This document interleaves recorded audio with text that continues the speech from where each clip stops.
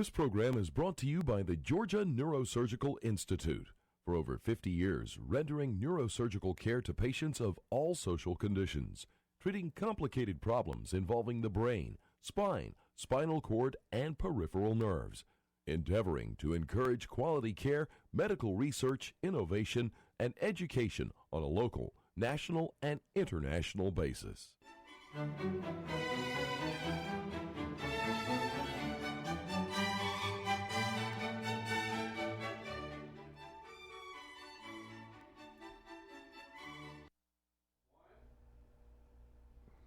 Poof. Good evening. My name is Joe Sam Robinson. It's my pleasure to have with us once again Dr. Buck Melton. Welcome, Buck. Hello, sir. Now, we're still in the middle of the electoral cycle. There's no way you could be persuaded to run for president. I thought that we were talking about persuading you to run for president. president. Well, I'm glad you brought that up. Yes. I'm getting tempted. I'm getting tempted if things get a little more out of kilter. Well, when you look at the two main choices we're being offered, it's pretty rough, isn't yes, it? It's a pretty rough story out there for the poor Americans. I don't think we could do any worse. Well, that's right. That's right. So, tick, we have that issue. Well, Indeed. let's discuss what's influencing America these days. There are a lot of things. We're in this extraordinary political season, and the media plays a huge role in the perceptions of what's happening. And as we observe things, we get these reports that the media tilts or has a substantial bias in one direction or another. And you could say, well, let's see. Candidate Trump's wife plagiarized Michelle Obama's speech. Well, that might get 1 million hits, or the media might mention that. And contrary-wise, if there's a tax difficulty with, I don't know, Bill Clinton, some story like that, it's the last page. And the other side is likewise has its biases. Do these biases negatively impact our democratic system? Do you have any thoughts about how well is the media doing what it's supposed to do? Well, I think it depends on who you ask, and it may even depend on the particular news organization or the bias of the individual. I'm going to quote for the second time. I quoted it recently in a private context, but my old mentor at Mercer, Jim Cox, a political science professor, who drilled into us, think for yourself, because if you don't, someone else will think for you. You have plenty of people out there who are delighted to do your thinking for you if you let them. And so the press, I think, can be excellent for a democratic republic if you read it with a critical eye, if you balance it out, if you read sources on the left, sources on the right, and then try to make an informed decision based on all the input. On the other hand, if you just drink the Kool-Aid, then I think that's very bad for democracy. I think it undermines the democratic system. Now, is this you're an historian going back in the dark beginnings of our country, whatever, or maybe the enlightened beginnings, perhaps. Dark and yes. Enlightened, but whatever. We had different opinions about that.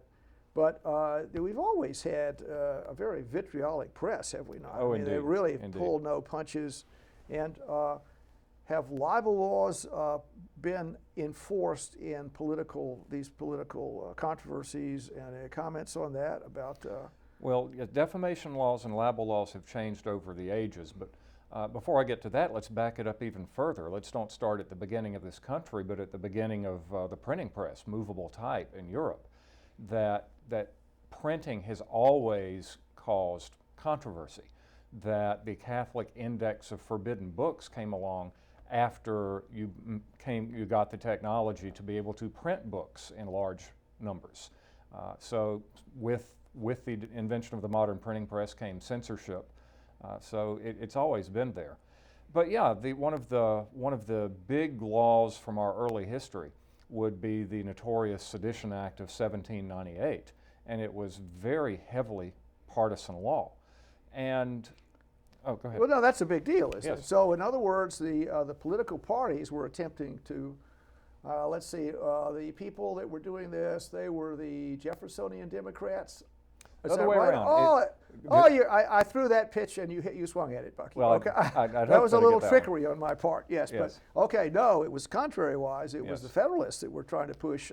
Correct. correct. And they were trying the people, the voice of the people might have been more. They were restraining. I think Kentucky is that Virginia and Kentucky. Right, yes, yes. Well, the idea of the Sedition Act, that the parties had just emerged in the preceding 5 to 6 years, and this, of course, was at a time when political parties were new and alien to the United States. And so each party truly, genuinely believed that the other party was out to betray the principles of the revolution, Yes. to betray the principles of the country. Federalists truly believed that and I would call them the Jeffersonian Republicans. Democratic Republicans. They were something like. They had two names together, I believe. Well, the Democrats, Democratic back then was as odious a term as communist would have been in the America of the 20th century. Yes. So it was used as a cast aspersions on it. But the Federalists genuinely believed that the Jeffersonian Party was in league with the French Revolution. Yes. And if Thomas Jefferson were elected president, they'd set up a guillotine in the Capitol and start chopping off Federalist heads. Yes. And the Republicans, the Jeffersonian Republicans, genuinely believed, at least some of them did, that Alexander Hamilton and the Federalists were out to establish a monarchy. Right, yes. So this is the background. And the Federalists are in power. We go to war against France, the famous quasi-war, the undeclared naval war. And as part of this, the Federalist Congress passes the Sedition Act of 1798. Anyone who criticizes or verbally attacks the President of the United States or the laws of the United States can go to jail. Yes. It's a criminal violation and you can go to jail. Now, a lot of people, and they tend to be people on the left today, immediately say, well, that's a violation of the First Amendment. Well, not so fast. The people who wrote this law, many of them, had had a hand in writing the First Amendment. So it would seem very strange to me for them to write the First Amendment, freedom of speech, freedom of the press, and then turn around and pass a law that violates that amendment. The actual understanding of the First Amendment at that point was simply that it forbade prior censorship. That right now, if I'm on the air and I said something that was patently false about your medical practice or that you're a butcher or something, Right. And that caused you to lose business, Right. No one would claim that I've got First Amendment protection for saying those things. Yes. So the Federalists simply said the First Amendment does not allow you to go out and attack the government or attack the government's policies. All the First Amendment does is to prevent the government from censoring you ahead of time, but you can be held responsible for what you say. Yes. Additionally, the Sedition Act did something that was not true in English common law. It made truth a defense. That if you've said something and you're charged with violating the act and you can show that what you said is the truth, you walk. Yes. But here's the thing that showed it to be truly partisan. The law would sunset right after the next presidential election. Yes. And further, it was perfectly fine to criticize the Republican vice president, Thomas Jefferson. Yes. You just couldn't criticize the Federalists. Yes. And so we have this, we're sort of getting at our point, is we have this really disparate views. So every source, everything is pretty unrestrained. The people are being led some commentators might say that. Well, the American people are being manipulated, they're tricked by the media, and there should be some kind of restraint. But we went through this over 200 years ago. Is that correct? Yes. And so yes. How were the alien, I believe the courts played a role in this, how did the Alien and Sedition Acts, what happened to them and what occurred? Well, the Alien Acts, there were several Alien Acts, and they were never quite as controversial, although today you see some resonance there with Donald Trump saying don't let the Muslims in, because the Alien Acts essentially made it a lot harder to become a naturalized citizen and a lot easier to deport enemy aliens or aliens in times of peace. The Sedition Act actually ended up sending several Republican newspaper editors to jail.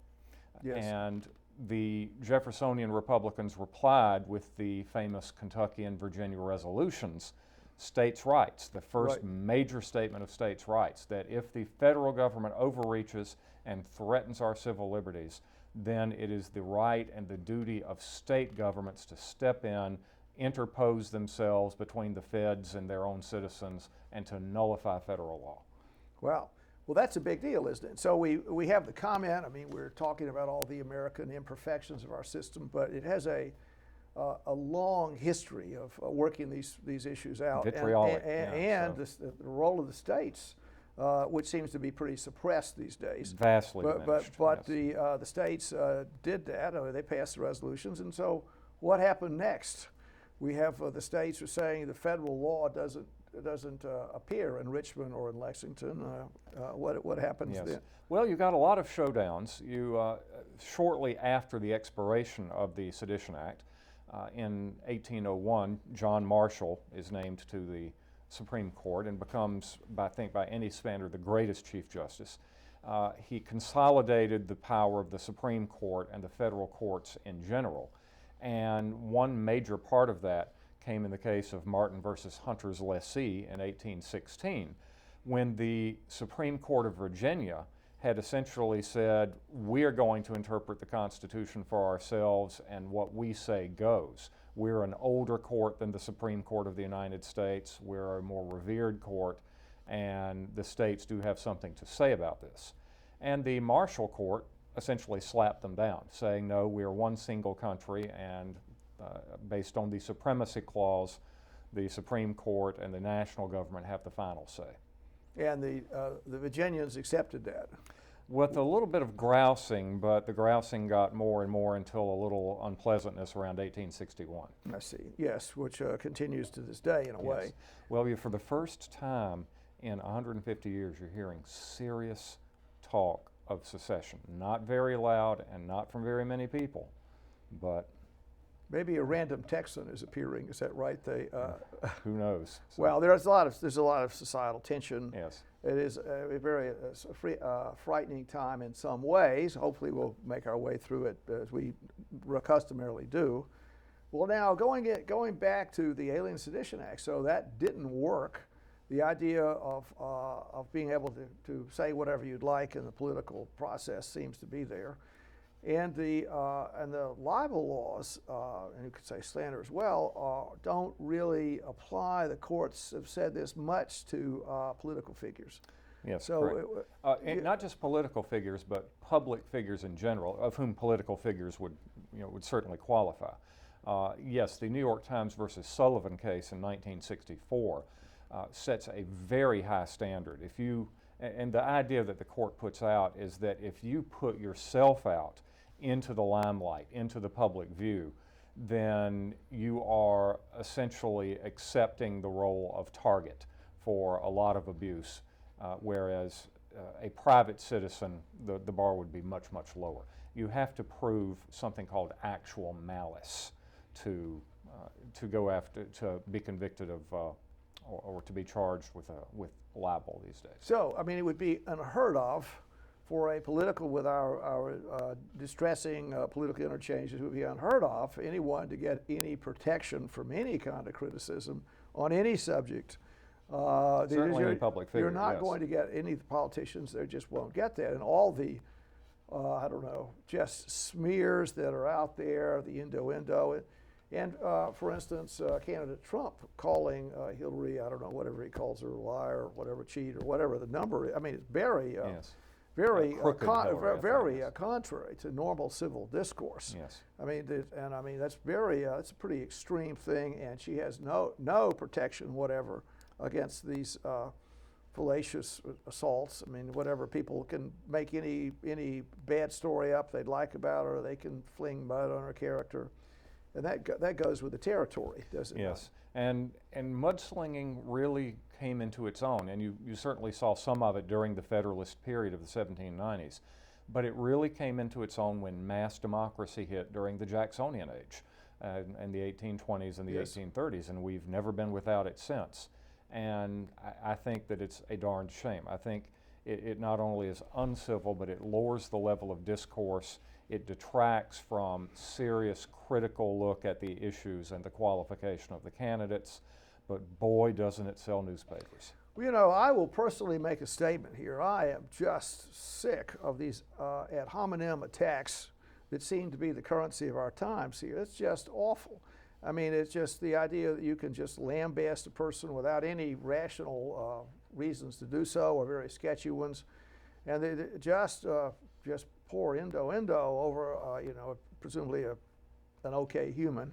And what is that doing? I mean, the absence, I guess I'm getting into it's good enough that we have this total freedom, but there's no way to stop these ad hominem attacks easily. I mean, is that a fair thing in our political process? Well, unless the people say enough. Yes. Well, to quote Marvel Comics, with great power comes great responsibility, or at least that should be the way that it goes. That if we've got this freedom to do this, then it should be incumbent upon either the press to exercise some self-restraint or the consumer to force the press to do this. But I think we're getting back into the reptile brain again. If it bleeds, it leads. The appeal to the sensational, and the idea of demagoguery. What is it about the human mind that wants to worship someone who is put up on a stage, or who believes the talking head, talking head such as ourselves? So. That's right. If you believe us, folks, go out and be critical of us. And we've told you to do that, so go do it. Yes. So, but what is it in the human makeup that allows people to be taken advantage of this way? Yes. Well, one of the things I think is happening is there's the amount of rational discourse that might occur in other circumstances just doesn't seem to make its way into this political arena. And people are emotionally connected to candidates. So we have this emotional connection it's often pretty irrational. And there's different ethnic groups or demographic constructs favor a particular person. And in the absence of any kind of civil dialogue, I mean, trying to come up with some kind of common viewpoint, it does seem distressingly difficult. Distressingly difficult. Yes. Well, once again, it starts with hero worship, and whether it's throwing your hotel keys onto the stage of a rock star, or wanting to shake the hand of a great political figure, or even the fact that you refer to teachers in the class as the sage on the stage. You put somebody up in front of an audience, and something happens there, and I think that the press can take advantage of that. That if you put somebody an anchorman on a television, if a talking head, or some sort of authoritative statement that's written in the editorial page. Yes, Virginia, there is a Santa Claus. Yes. Virginia said, "My father says if I read it in the newspaper, it must be true."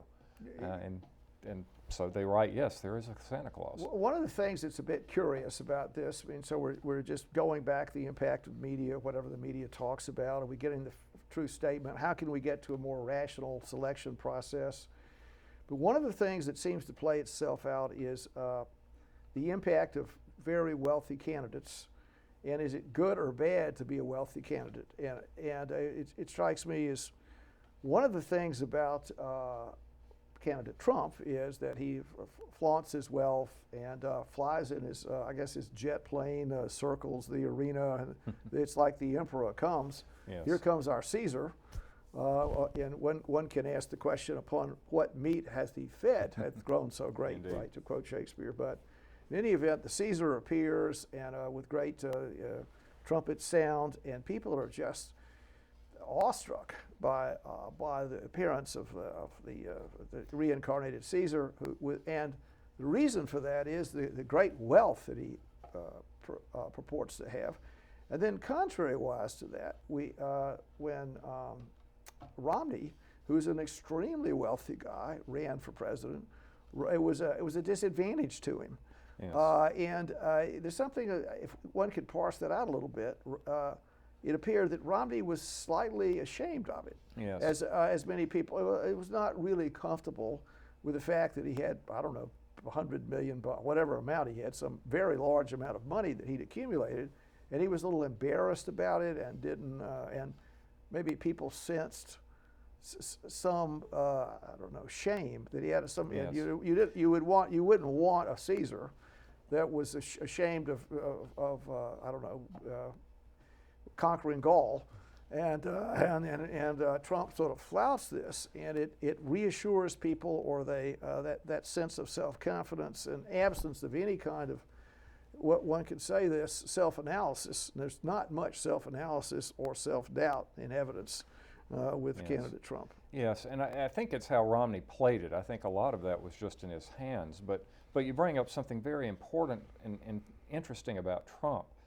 On the one hand, he is rich. He's very rich. I mean, he's Right, apparently Zillions. apparently blown a lot of monies and gone into bankruptcy on occasion. But he's very wealthy. certainly got more money than I have. But on the other hand, his candidacy has been based on essentially a type of populism, that he presents himself as, well, he may not be one of us, but he is certainly not one of those Beltway people. And so I don't know how you make these two things work together. He's rich, and yet he is still the representative of the little guy. So Sort of the Vox Populi, I get that right, Populi, the Vox Yes. Populi. I think I got it right. I think so, yes. Vox Populi. Well, just the voice of the people is what Yes. you'd say in Latin. And of course, Caesar was very flashy as well. Right, but sometimes there's a sense of distrust of people using too many polysyllable words, having great ivory towers of, I guess, machinations and contradictions and very, very complicated kind of opinions that people would say, well, that the person just lacks common sense. This is obvious. So two people in a bar drinking beer after work, what should we do, about anything?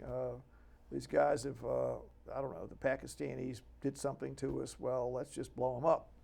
It's pretty reason. Or it appears if the jobs the country is being far too generous to other people, and we just need to correct that. And so it's a very sort of uncomplicated intellectual journey that takes place, and maybe candidate Trump is on that, speaks that language, the non-complicated, just common sense way of thinking that emphasizes the responsibility of the politicians to American citizens as the first thing, and everybody else is secondary. Yes.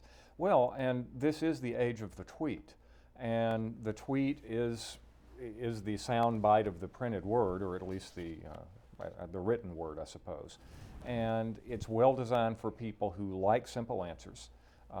And we all like simple answers, I think. Yes. It makes for a simpler world. They may not be right. Correct. May not be right. That's right. Yes. They often are not so commonly. Yes. The simplicity may be illusory, but and that's the danger of them, because they have that appeal.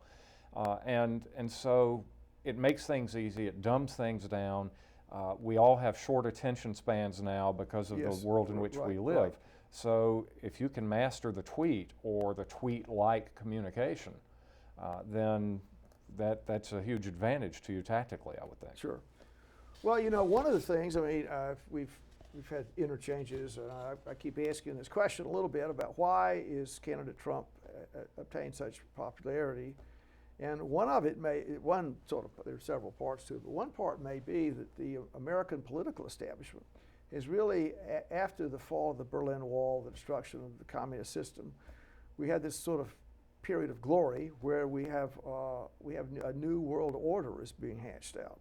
And the new world order basically means that we have globalism, national boundaries go down, there's free movement all across the world of people, ideas, money. Everything is moving rapidly back and forth. And the idea is that the world power, the gross power of our species, will exponentially increase. 1.4 billion Chinese their living standard will escalate. They'll cure cancer. They'll send rocket ships to Mars more than we would. And everything is happening. And one of the things that's occurring in this globalization is the advantages the country traditionally has had have been diminished substantially. So, you could say this is the amount, pick your season, the percentage of the world's gross national product America had was a very high number, and it's been substantially diminished. The power of our institutions has been diminished. This has been diminished. I think there's the sense that the political establishment is, if not necessarily encouraging this perceived decline, is quite indifferent to it. They really it would be as important to American politicians that the life expectancy in China doubled as it would be if it happened here. I mean, they're just, well, we really care tremendously about the Chinese, about as much as we care about you. And one of the things that goes on is that the American Central Bank is really, they're responding to European situations, worldwide situations. So they have this international viewpoint that many people would find unacceptable. Do you have comments on that? Yes. Well, I think that ever since the beginning of the industrial age, the move towards globalization has gotten faster and faster. And in some sense, the idea of the nation state is anachronistic, but not in all senses. And I think that's one of the things that has led to, for instance, the rise of Trump, that Americans are feeling like they are no longer in control of their own destiny, that they are subject to forces, many of them originating from beyond the borders, that they can't control.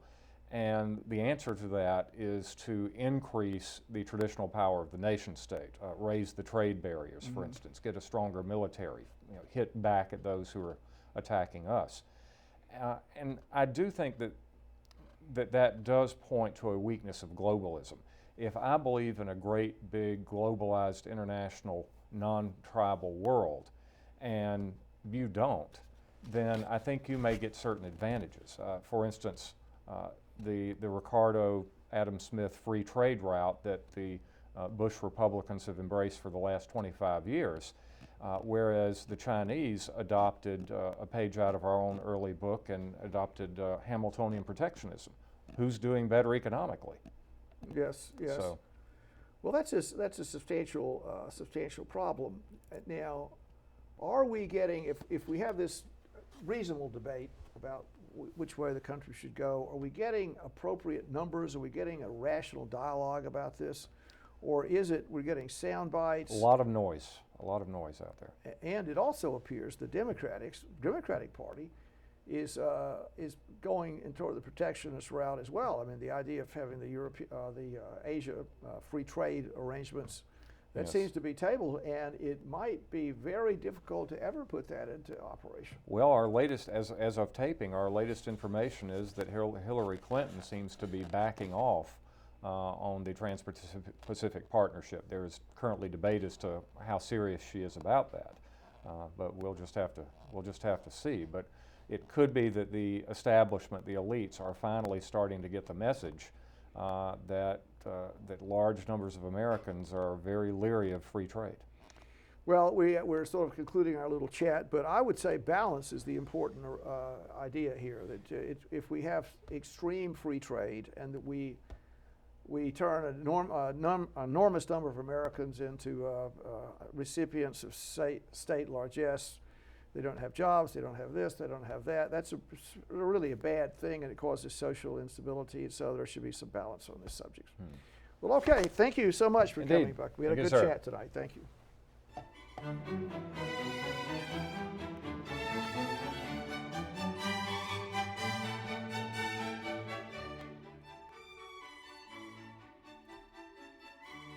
This program is brought to you by the Georgia Neurosurgical Institute.